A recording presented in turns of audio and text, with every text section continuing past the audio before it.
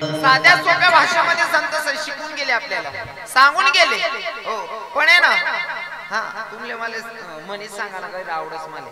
पहिला लोक सांगेत अच्छे को एक बार और, अरे ज्या कामासाठी आलाय ते काम करणार राजा. मग काय काम करायला सांगितलं? भगवंताचं नामचिंतन. संसार करू नका असं नाही. मग आता त्याच्यासाठी मला उदाहरण म्हणून सांगायला आवडेल. तुम्ही आता शेतात जातात ना माया हो, शेतात जातात तुम्ही शिदोरी बांधतात, शिदोरी बांधतात ना. बाकर किती बांधतात बहिणी तुम्ही? आपल्याकडे काय म्हणतात? न्यारी म्हणतात, न्यारीच म्हणतात ना. शिदोरी बांधतात, शिदोरी ज्याला आपण आयराणी न्यारी म्हणतात. तुम्ही न्यारी बांधतास त्यांना मग बाकर किती बांधतात बहिणी? बांधताना तुम्ही एक भाकर दीड भाकर बांधतात, बरोबर आहे ना. चटणी किती बांधता माया हो? चटणी किती बांधतास? भाकर जरी एक किंवा दीड आहे, चटणी 2.5 किलो 3 किलो, चम्मच किंवा 1.5 चम्मच, बरोबर आहे ना. ज्याला जास्त तिखट आवडत असेल तर 2 चम्मच, नाही का. मग याच्यातून आपल्याला शिकायचंय भाकर जेवढी आहे ना तेवढा परमार्थ करायचा आणि चटणी एवढा संसार करायचा. पण आपण उलट करून ठेवलं, चटणी इतका परमार्थ करतो आणि भाकरी एवढा संसार करून बसतो. संसार करू नका असे आमच्या संतांनी सांगितलं. नाही खरं तर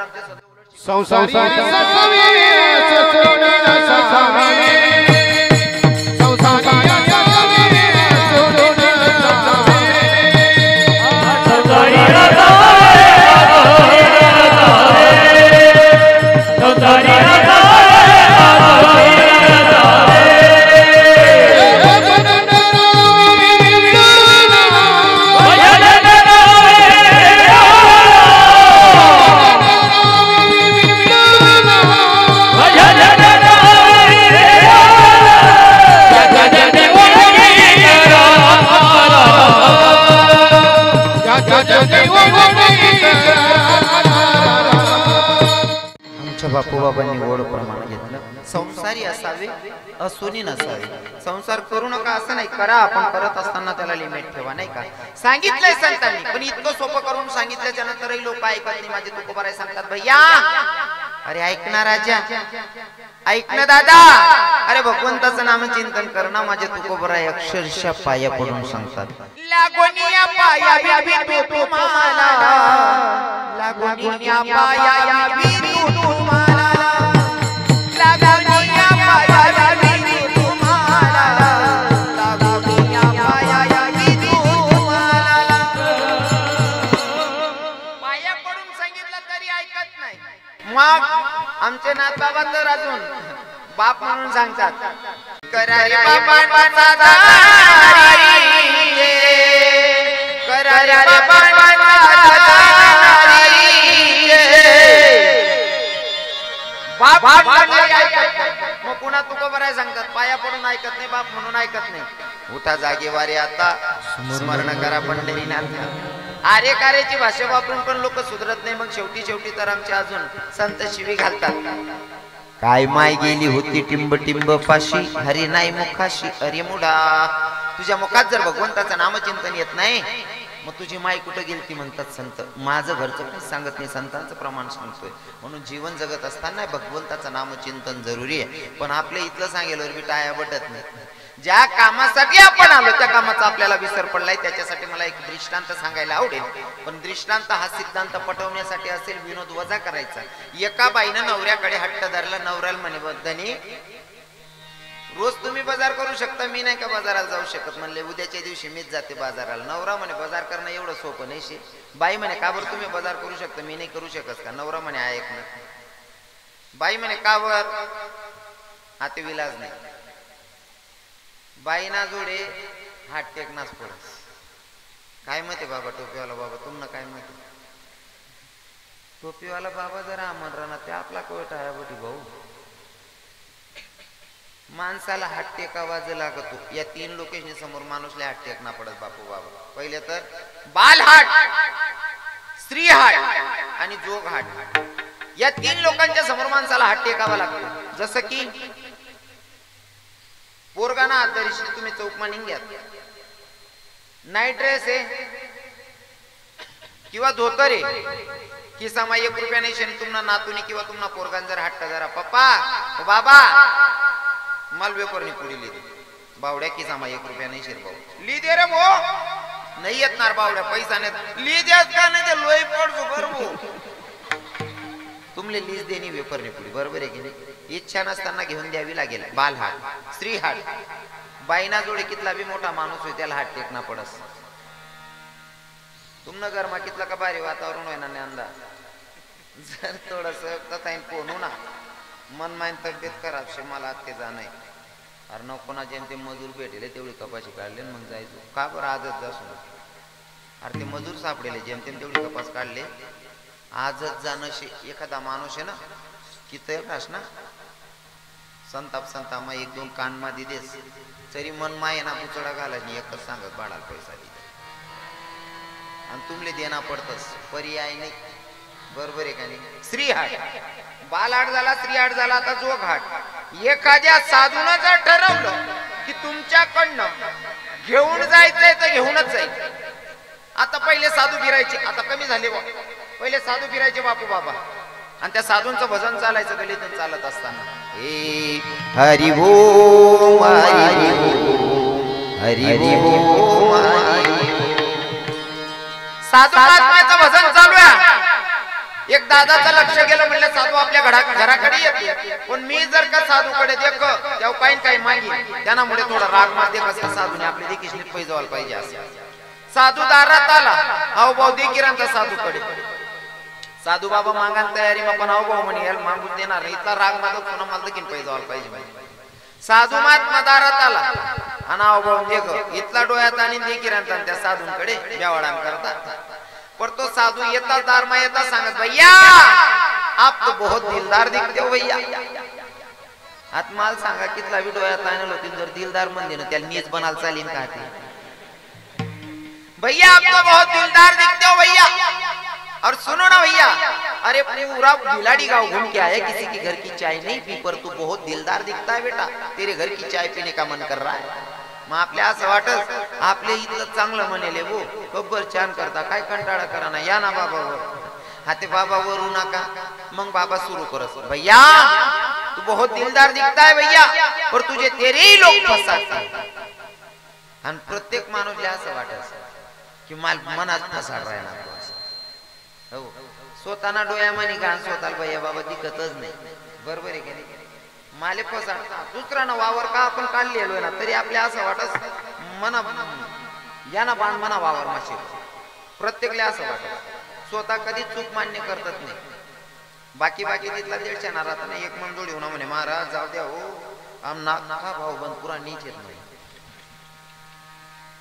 एक इथला 150 ना होता महाराज अख्खं गाव वाय वर्ष म्हणे आमना अख्खं गाव वाय वर्ष मग तर तुम्हाला अख्खं गाव वाय बार म्हणा मग तू बी ते वाय बारच होणार कारण त्याच गाव नाही ना तू बी ते अख्खं गाव जर वाय बार येते तू चांगलं म्हणाल कसं काय चालेल पण लोकांना पटतं स्वतःची स्तुती केली का ऐकायला आवडतं साधू बाबांना सांगितलं भैया तू बहुत दिलदार दिखता है पर तुझे तेरे ही लोग फसाते आपको मानचेले तरी पसाडा ना सोपरा पण या बहिणीसले त्या साधू तो 2-4 रातला गुंडायला जात इथले फक्त इथलं सांगाल पाहिजे ताई तू या पायाची माती उचलली तुझा साडीचा पदर कापलेला तुझे केस कापलेले तुझ्यावर करणी केली हा हो मजाने होई गो माय बोलतो बोल का बी दिला लागेल सत्यानाश होईना आणि मागलीनेच करू हो मग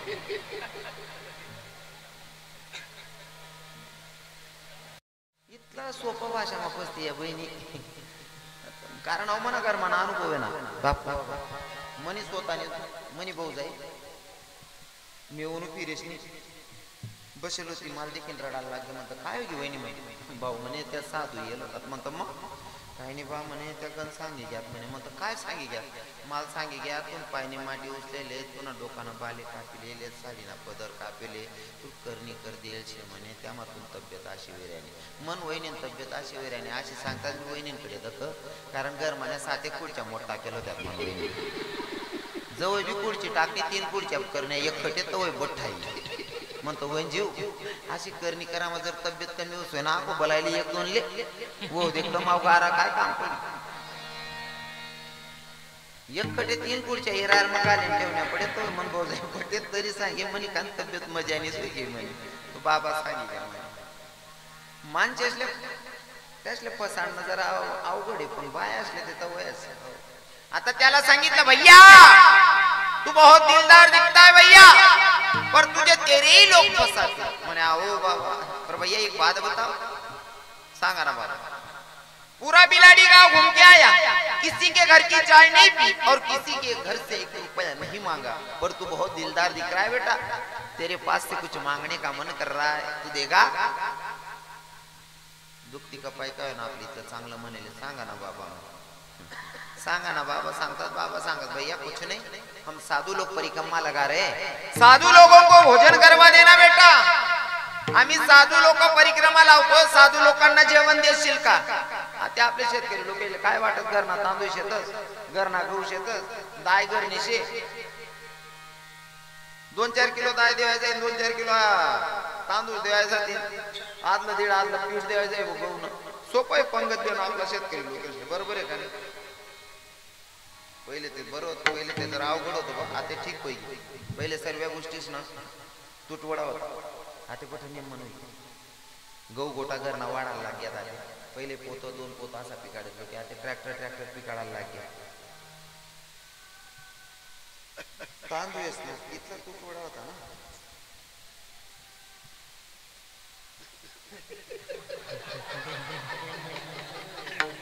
तांदूळच नाही, इतका तुटवडा होता ना. घर जर पाहुणा आहेत ना, खिचडीना पाहुणचार राय, आणि खिचडीना जर पाहुणचार राय ना, ते घर मानो कोणीतरी एकच सदस्य जेवायला बसाडे.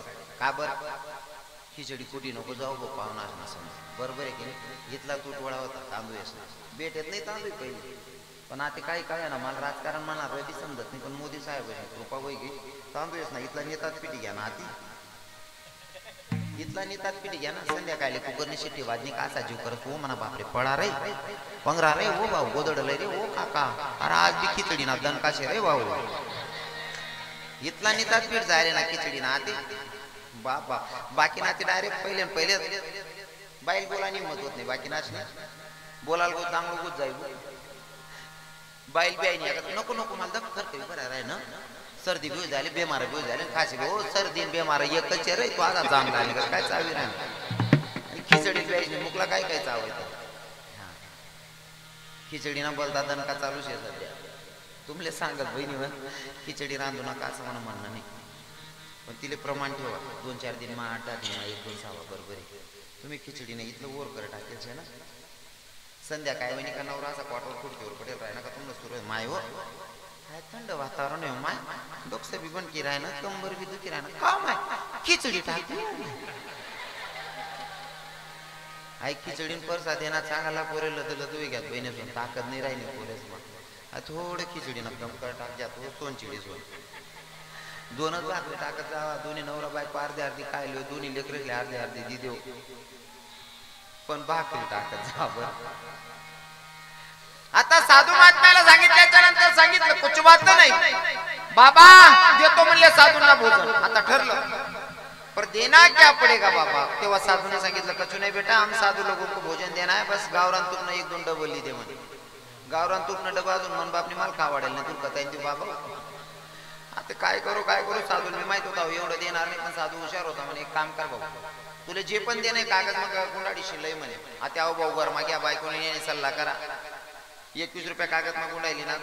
साधू महात्मा आत्मा दिदी ना. साधू माहित होता 21 ना पुढे कुदावणे असं. साधू महात्मा देखील ना उलट कमंडलू माई एक रुद्राक्ष काढा 21 रुपये लिनात, मंत्री लिनात या ना आत्माटी दिनात. भैया ये जो कागज में लिपट के लाया है ना, इसमें एक साधु भी भोजन नहीं कर पाएगा भैया, आपको दुसरं काय तरी टाकेले म्हणे या ना म्हणा. आता मला सांगा जो माणूस ना घर साधू बटेले त्यांनी 21 रुपये बांधलेला होता.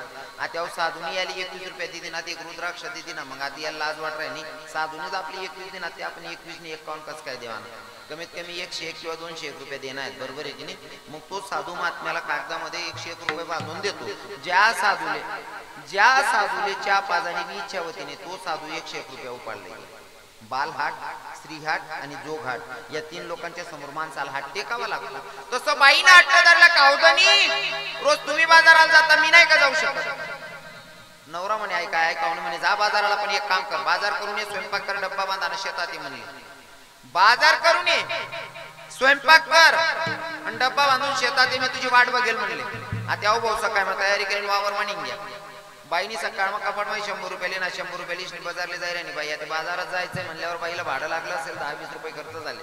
समजा तुम्ही बाजार कुठला करता धुळ्याचा हा तुमचं भाडं किती इथून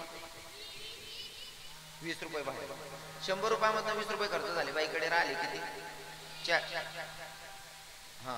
80 रुपये राहिले. बाई जशी का उतरली बाईनं बघितलं पहिली दुकान होती बाशिंगाची पहिली दुकान बघितली बाशिंगाची बाई मनातल्या मनात विचार करते बाई ग माझं लहानपणाचं लग्न झालंय म्हणजे असं करते दाखलपणाला बाशिंग बांधली मी कशी दिखून काय दिखू म्हणे पहिले बाशिंगाची दिली बाशिंगवाल्याला म्हणते बाशिंग कसं दिलं रे दादा म्हणे काय नाही बाई 30 रुपयानं 100 म्हणे 30 रुपयानं बाशिंग लिहिलं बाई पण किती राहणार बहिणीसोबत 50 रुपये बाई विचार करते मला दाखलपणा लगीन व्हायला नवरानं बी दाखलपणाच व्हायचे नवरान करता बी एक लिहिली होती म्हणे 30 रुपये त्या खर्च होईल बाई पण किती राहणार भाडं पाहिजे का नको घरी तेवढं भाडं खर्च करून बाई घरी आल्याच्या नंतर बाई स्वतःशी संवाद साधायला लागली बाई बाशिंग बांधून मी कशी दिसत होती मलाच माहित नाही म्हणे असं करत पहिले बाशिंग बांधलेस म्हणे मग रांधायला बसू म्हणे बाईने बाशिंग बांधली ना पीठ मळायला बसली पीठ मळायला बसली बाई आणि पीठ मळत असताना बाई अशी मागं पुढे हलते बरोबर आहे ना काकू ताई पीठ मळताना बाई अशी मागं पुढे हलते ना पीठ मळताना बाई मागं पुढे हलते ना बाया काय सांगतील माझ्या आम्हाला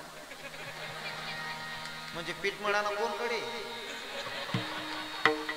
पीठ मळत असताना बाई मागं पुढे हलत होती आणि बाईच्या मनात वेगळाच आनंद बाई ग मी काय छान दिसते माय मी काय मजा दिली राहिली माय मी काय मजा दिली राहिली आई बहिण पीठ मळानं चालू आहे ते बाशिंगा काय आले तसं तसं बाई सांगे माय मी काय मजा दिली राहिली 12-1 वाजे घ्या तोपर्यंत आई बहिण चालूच होतं मी काय मजा दिली राहिली नवरा वावर मग वाटते की ना पहिल्यांदा बायको बाजाराला गेली